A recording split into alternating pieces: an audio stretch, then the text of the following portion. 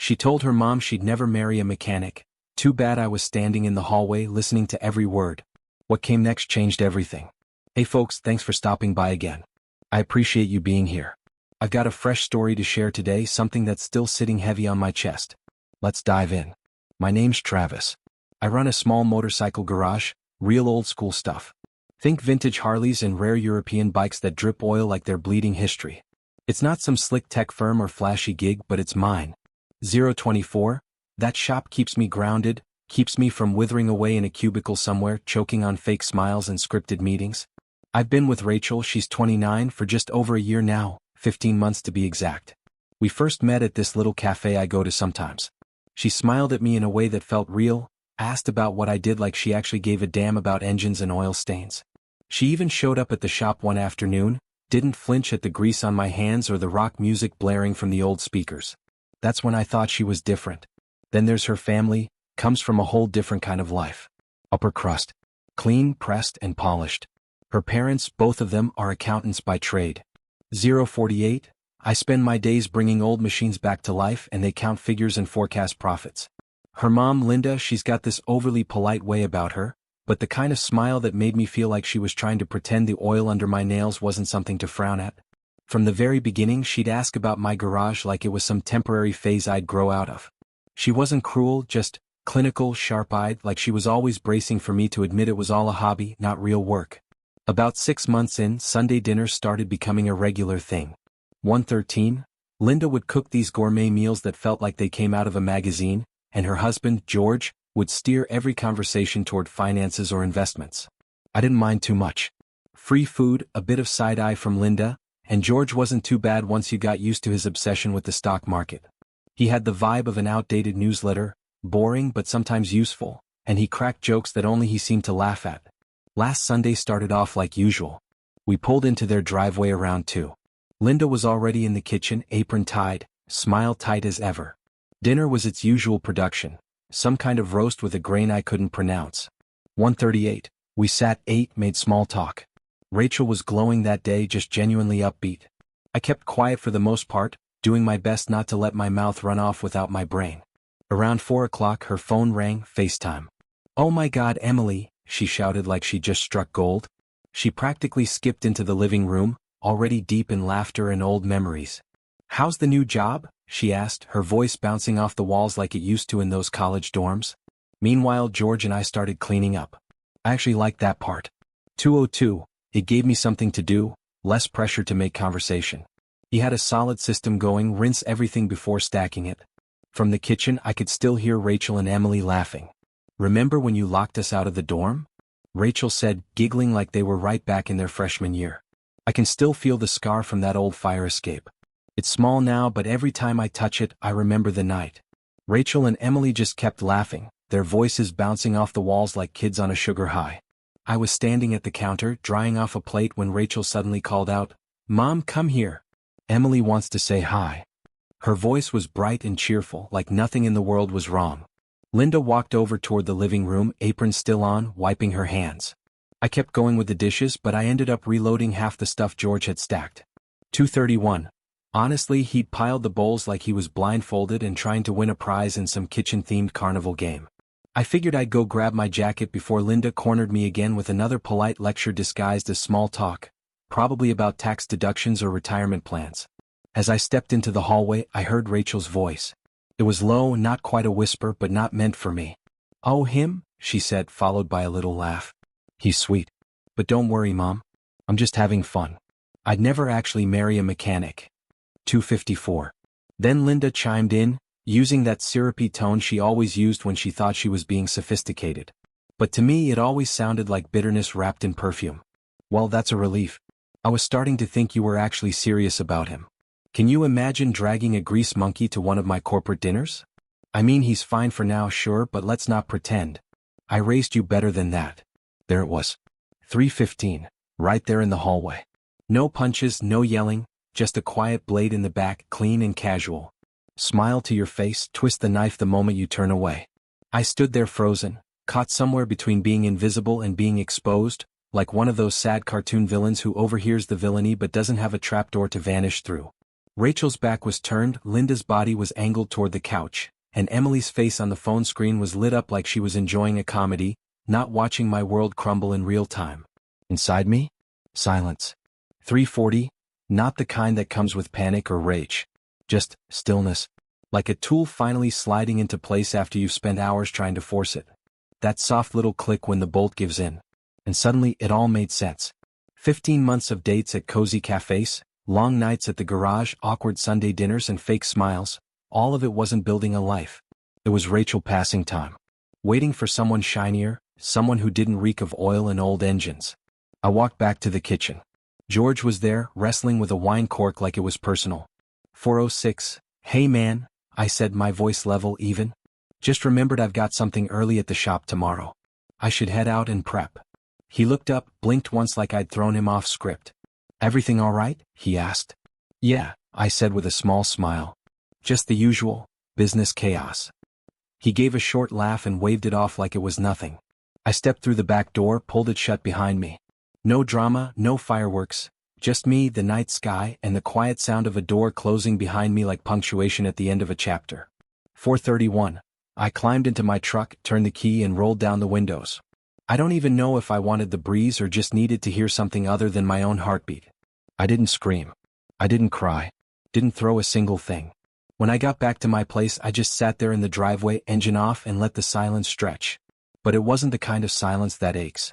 It was the still, calm kind, the kind that settles over you when things finally start to make sense. Not bitter clarity, but the kind that lines up all the puzzle pieces you've been trying to force. 4:54, and it hit me, Rachel never really wanted me. Not as I am. She liked the idea of me. The novelty. A guy who smelled like gas and steel, not spreadsheets and boardrooms. But once that wore off, once the shine faded and the grit showed through, I was just another thing in the way of her curated life. The next morning, I was back at the shop before the sun had even thought about rising. Got my hands into a '72 Sportster that had been giving me trouble. That kind of job helps. Keeps your fingers busy and your head too focused to do something dumb like reach for your phone and spill your heart. Around 10, Rachel finally texted. "Hey babe, you left early yesterday." 5:18. "Everything okay?" I stared at it a second before typing back, "Yeah, all good." No punctuation. Just clean. Simple. She didn't ask any more questions. Didn't dig. Just pivoted. "Want to grab dinner tonight?" "Can't. Still working on the Sportster."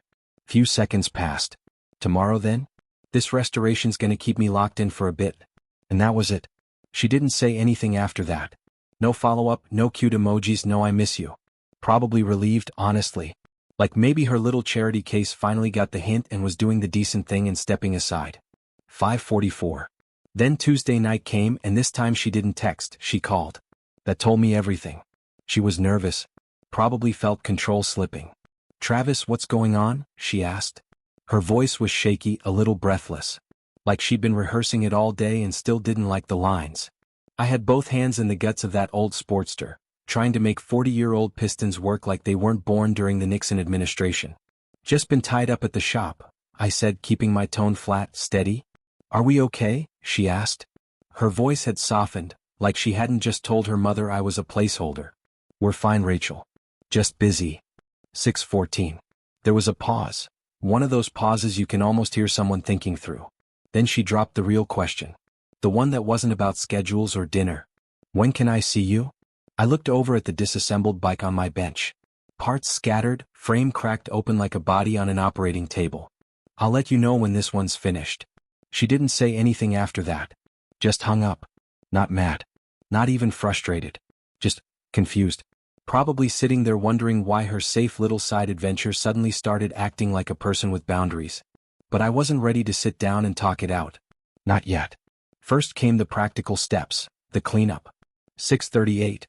By Wednesday I started picking up my things from Rachel's place. Nothing dramatic. Just the essentials. My tools, jumper cables, that old socket set she always teased me for bringing everywhere. The kind of stuff that ended up there over 15 months of being her on-call handyman. Fixing her brakes. Helping her rearrange her furniture. Fishing a spoon out of the garbage disposal with a bent clothes hanger while it growled like it was guarding a treasure. On Thursday I hit the bank and dropped by my insurance office. Time to update the fine print of my life. Emergency contacts and all that. 7:03. A few months back, I'd put Rachel down as my go-to. Back then it seemed smart. Like keeping a spare umbrella in the truck, even if the forecast's clear. But lately, that umbrella's been out there telling people I was just a pit stop, not a partner. No thanks. Then Friday morning rolled in. Phone rang, a number I didn't recognize, but it was local. I picked up, thinking it might be the parts guy.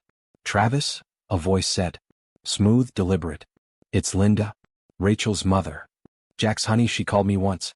Her voice had that soft southern syrup to it, sweet like sugar but hiding teeth.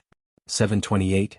"Rachel mentioned you two had a little disagreement," she said, voice warm in that reptilian way only women like her can manage. Polite but cold. "What happened?" "Interesting." Rachel hadn't told her the truth. Just said we'd had a disagreement.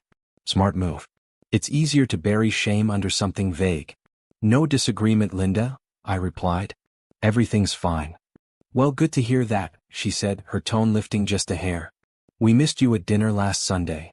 "You coming this weekend?" she asked, that expectation already built into her question. I was tightening a bolt at the time, partly to keep my hands busy, partly to ground myself. "Actually," I said, "I'm going to be busy at the shop for the foreseeable future." There was a pause. Long enough to imagine her pearl necklace clicking nervously against her collarbone. "What? Why?" she asked, her voice suddenly more brittle. "Did we do something wrong?" "Nothing at all, Linda," I said calmly. "I just realized Sunday dinners don't really fit into my schedule anymore." "That seems sudden," she said. 8:14. "Are you absolutely sure everything's all right?" "Everything's fine," I repeated. Then, before she could pivot into amateur therapy mode or start sniffing around for more, I added, "Take care." And I hung up. No shouting. No bitter words. Just a clean goodbye. Like unsubscribing from an email list you never meant to join in the first place. Later that Friday afternoon, I was back at the shop, knee-deep in the Sportster again. 8:38. One hand on the wrench, the other gripping a piece I hadn't felt in weeks. That quiet focus you get when you stop choosing to wrestle with people who only ever saw you as temporary. And then, there she was. Rachel. She walked into the shop like she owned the building. Hair immaculate, blazer crisp, heels echoing off the concrete like she was heading into a board meeting, not stepping into a grease-stained garage. 9:01. The sound of her shoes against the floor was so out of place between the stripped-down Sportster frame and the old pin-up calendar hanging above the bench. She looked like a guest speaker in a world she didn't belong to. "Travis," she said, arms folded tightly across her chest. Her voice was sharp, firm, like she was about to deliver a verdict. "We need to talk." I kept my focus on the bolt I'd been tightening. "About what?" "About you," she said, eyes scanning the shop like she was afraid the air itself might stain her blazer. "About whatever's been going on with you lately. My mom said you're not coming to dinner anymore. Are you ending things?" I set the wrench down, slow and calm, and wiped my hands on a rag that used to be one of my favorite shirts, now just threads and grease. She stood there like my silence had short-circuited her schedule. 9:22, like I'd hit pause on her perfectly planned life. "I've just been thinking," I said, choosing my words, "about what we both want. Long-term." She blinked, caught off guard. "What do you mean?" I looked at her, really looked. Everything about her was curated. Not a single thing out of place. Hair, clothes, posture, all chosen for effect. She looked stunning, sure, but like a showroom car. Beautiful. Untouched. Not built for backroads. "I mean," I said slowly, "whether us actually makes sense in the long run." Her mouth opened like she had something ready to say, but nothing came out. Her cheeks flushed. I didn't mean it how it sounded. I leaned back against the workbench, arms crossed now. "Then how did you mean it, Rachel? Enlighten me. Translate it from grease monkey to corporate speak, would you?" She hesitated. Tripped over her thoughts. 10:34. "My mom's been pressuring me," she said finally. "Asking about our future. I panicked. I told her you weren't the kind of guy I'd marry because I needed to buy myself some time. That's all." "Time?" I raised an eyebrow. "Interesting strategy. So your plan was to throw me under the bus to keep her off your back." "I wasn't thinking clearly," she said, eyes suddenly soft, her hands wringing like she was trying to squeeze the regret out. "I didn't mean it. I wasn't trying to hurt you. But it was too late for that." I turned back to the engine. Chrome, grit, gears, simple things. Honest things. 10:56. Things that made sense in a way her excuses didn't. She stayed standing there, her confidence cracking around the edges. caught between trying to explain and realizing I wasn't going to rescue her from her own words. For the first time, she didn't know whether to push or walk away. Eventually she left. No big scene. No tears. Just a tight expression and the sharp click of her heels fading into the parking lot. Probably upset I didn't chase after her, or hand her a wrench and wrap it up in some poetic apology. Saturday came and so did the texts. 11:44, one after another. I'm sorry. I didn't mean it like that. Can we please talk? My phone buzzed more times than a loose bolt rattling around inside an old Ducati. But I didn't answer. If silence was her language of choice during her little FaceTime confession, it was good enough for me now. She said what she said. You can't seriously think I'd marry a mechanic. 12:36. I didn't mishear that. That wasn't an accidental slip. That was a sentence built from belief. Then came the long silence. The kind you can feel even over text. Like I could hear her clutching her purse, trying to tighten her grip on a story she couldn't reshape anymore. Eventually she tried again. She was talking about you, she said. I stared at that one. Let it sit. She was talking about me, to you, Linda. You were part of that conversation. Silence again. Maybe she was hunting through her memory for a softer version of the truth. Something she could sell me. I remember that call now, Linda replied eventually. I thought she was just speaking hypothetically. She wasn't, I typed back. And I heard every word. Another pause. I didn't realize you were there, she said. I almost laughed. There was nothing to realize. I wasn't hiding. 13:46. Later that day, Rachel showed up again. Walked into the shop like she still had the keys. I made a mistake, she said, stepping over the threshold like the garage was hers. I was just trying to manage my mom's pressure about marriage. No, I replied, voice calm, hands still working. You were being honest. You said what you meant. No, she said, her voice cracking. I love you. I let out a dry laugh and shook my head. No, Rachel. You love the idea of having someone who fixes your problems. Your car.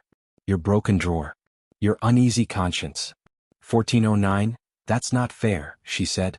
Fair? I raised an eyebrow. You spent 15 months planning an exit strategy, and now I'm supposed to forget all that because you showed up with puppy eyes and a few sad texts? She stood there, unsure of her next move. She didn't have a speech ready for this part. Later that night I told Finn, he runs security for the lot, that if Rachel showed up again she could wait in the lobby. 14:54, he nodded like I'd just promoted him and maybe I had. Her friends started circling, playing messengers. Texts came in like little guilt grenades. You're being so cold.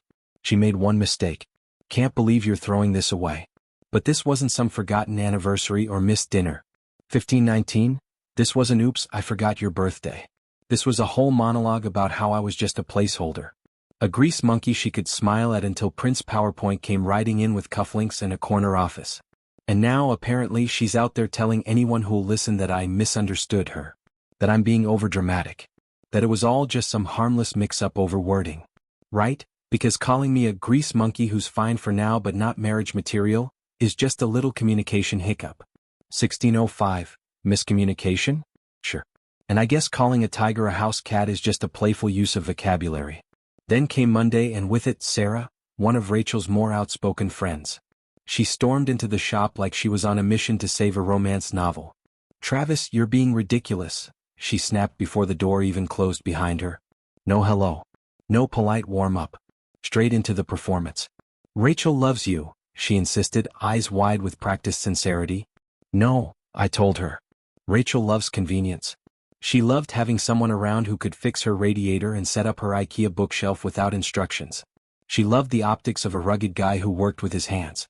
Made for fun dinner stories. Sarah tried to cut me off but I kept going. You saw how her family looked at me. Like I was a rescue pet that happened to know how to use a wrench. She was upset, Sarah fired back. She said something dumb. People do that. No, I said, holding her gaze. She said something honest. The only difference was she didn't think I'd hear it. 17:22, Sarah gave me the full performance. 3 minutes of guilt-tripping, speeches about grace and forgiveness, a quick tour of the moral high ground. Then, when it became clear I wasn't about to grab a bouquet and chase Rachel down a rain-slicked sidewalk, she left.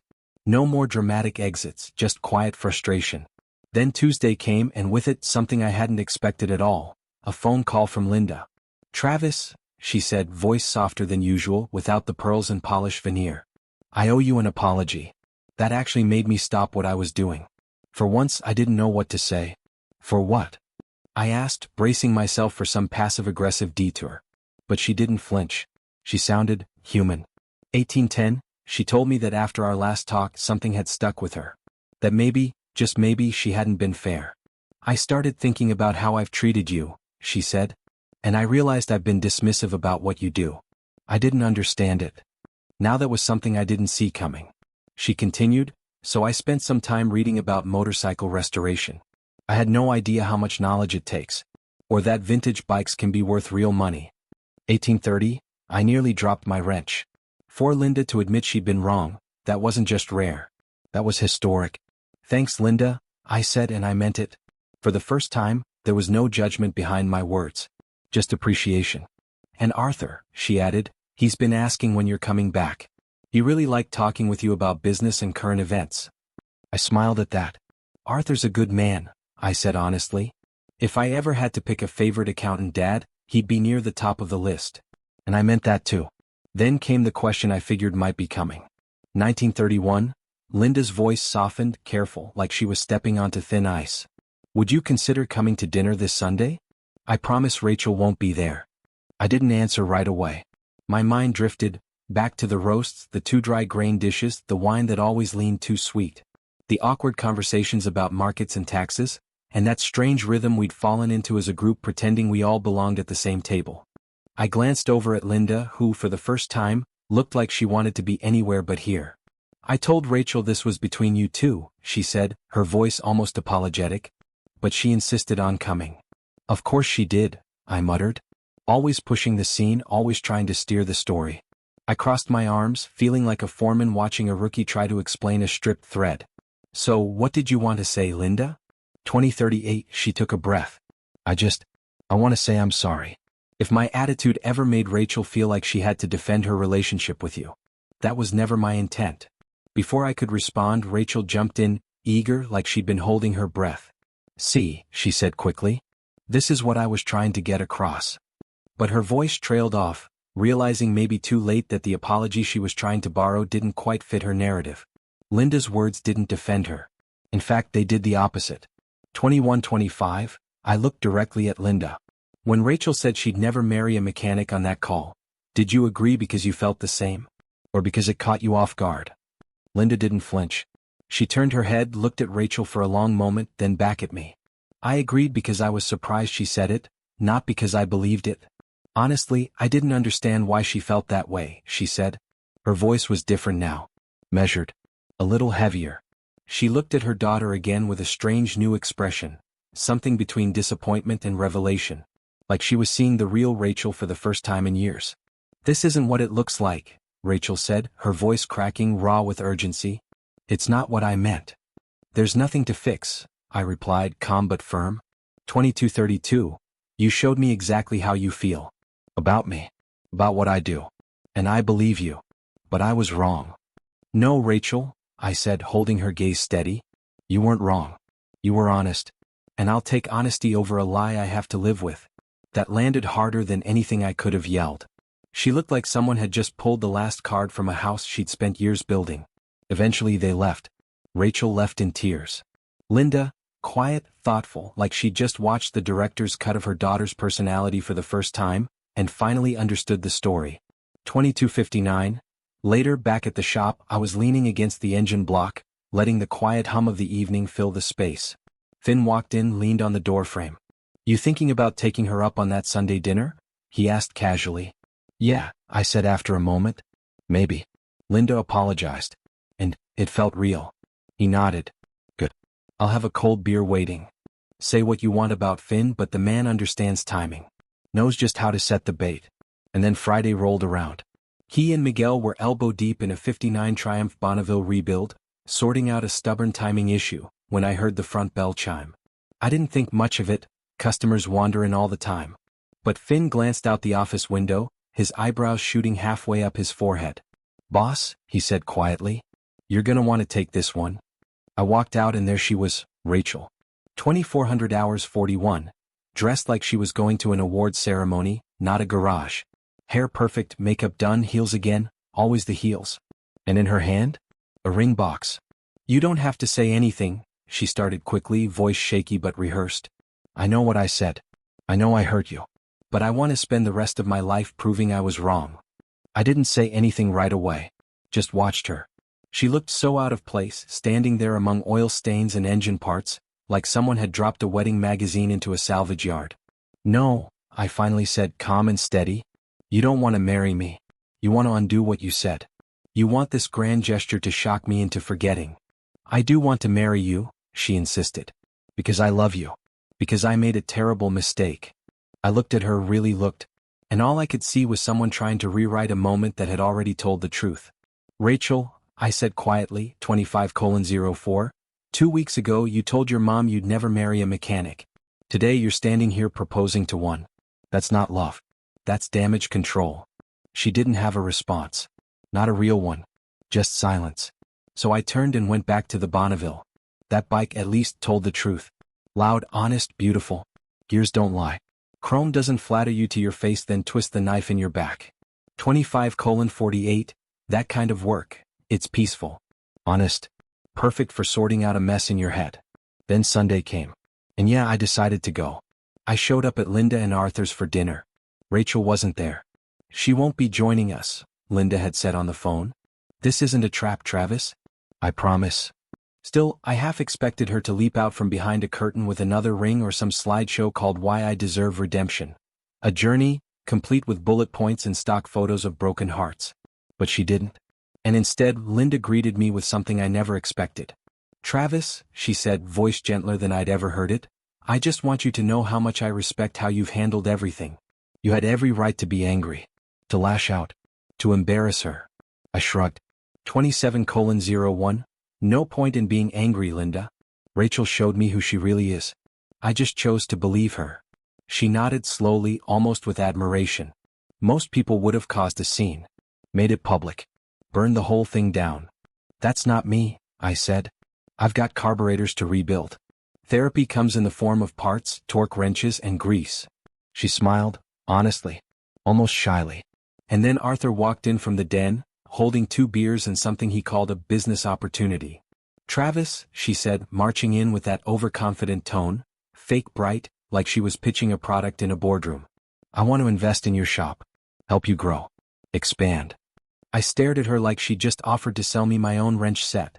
28:09. Why would you want to do that?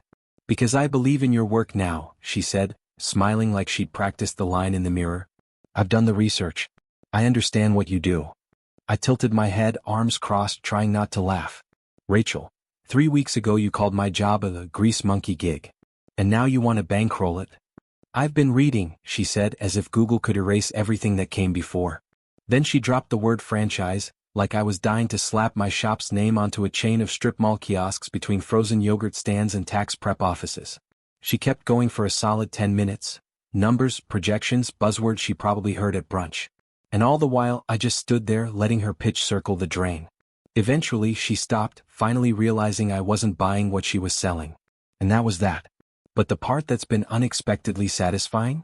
Watching the shift in their family dynamic. 29:23, Rachel's been trying to spin the story to extended family, painting me as stubborn, dramatic, overly sensitive. All this fallout, supposedly, over a little misunderstanding.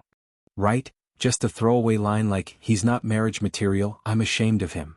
One of those tiny, insignificant phrases people definitely say by accident on FaceTime with their mother. Only it hasn't been playing well. That golden girl glow Rachel used to wear at family functions? It's flickering. Dimming. And word is, I'm suddenly getting a bit of a reputation in their circle. In a good way. 30:08, Arthur's already sent 2 vintage bike owners my way. Guys with money and taste looking for quality restoration. He's good, Arthur apparently told them. Knows his work. Honest guy. And that whole business investment pitch Rachel made? It backfired. Once people caught wind that she tried to fund my shop after the breakup, after calling it a joke, it didn't look romantic or generous. It looked desperate. Calculated. Like she was trying to buy her way back into something she'd already devalued in public. Meanwhile, I've just been out here doing what I've always done, working with my hands, building engines, building peace. That clarity I've found lately? It's real. It's steady. It's mine. And yeah, I've started seeing someone. Met Lena at a vintage bike show 2 weekends ago. She was standing beside a beautifully restored Honda CB550 mid-conversation with a couple of old-timers, talking torque and timing like she was born with a wrench in one hand and a helmet in the other. She looked up, caught me smiling, and nodded like we'd known each other longer than 5 minutes. It's early, but it feels different. Feels real. She's a nurse. Rides her own bike. Handles her own maintenance. And let me tell you, there's something about a woman who can tune her carburetor that's way more attractive than any corner office approved by someone's mother. When I told Lena what I did, her eyes didn't gloss over. She didn't shift uncomfortably or ask if I ever planned to do something more professional. 32:10, there was no condescension, no sense that I'd outgrown blue-collar work. Just honest curiosity. Appreciation. And that's worth more than every forced smile and uncomfortable Sunday dinner combined. Then last week I got a text from Rachel. I heard you're dating someone new. I hope you're happy. No punctuation. Of course. That old trick. Make it sound casual but vague enough to fish for a reply. Like she was tossing a line in the water, hoping for even the slightest tug. But I didn't bite. Not out of anger. Not out of pride. Just because there wasn't anything left to say. 'Cause yeah, I'm happy. 32:36. Happy to be with someone who respects the work I do. Someone who doesn't treat me like a novelty or a side quest she picked up in college. Rachel thought she was having a private moment on that FaceTime call, just venting, just talking about her temporary fling with the help. But what she really did, she gave the world a clear view of who she is, no filter. Not just to me. To everyone that actually matters. 33:27, Linda still checks in now and then, usually something simple like, how's the Triumph coming along? Or, Arthur says hi. Arthur and I actually meet up for coffee every couple weeks. We talk shop, run numbers. He even helped me put together a better pricing model for custom restorations. Funny thing is, they've become friends on their own, independent of Rachel. Wasn't something I expected, but it's real. And now, 34:12, now I'm with someone who gets it. Someone who doesn't need convincing, who sees value in what I do without needing a pitch deck or a crisis. That's the difference. So to anyone out there listening, if you've ever been treated like you were just a phase, just a placeholder until something better came along, don't forget what that feels like. Don't shove it down. Use it. Let it remind you to find someone who sees you, not just your title or your income or your future resume line. And when you do, you'll know.